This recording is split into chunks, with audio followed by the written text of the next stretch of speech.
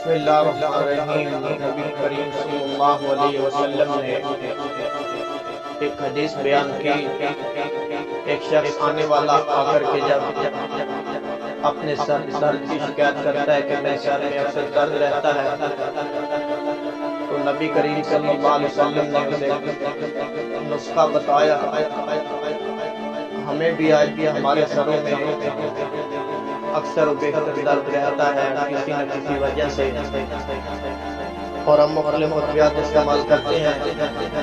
تو رسول اللہ صلی اللہ علیہ وسلم نے جو بتایا ہے وہ یہ تھا کہ وہ کہتا ہے یا رسول اللہ میرے سر میں درد رہتی ہے، تو آپ نے فرمایا سنگی لگواؤ، یعنی حجامہ کرواؤ، اس سے تمہارا درد ختم ہوگا اور تمہیں مکمل شفا سے ملے گی۔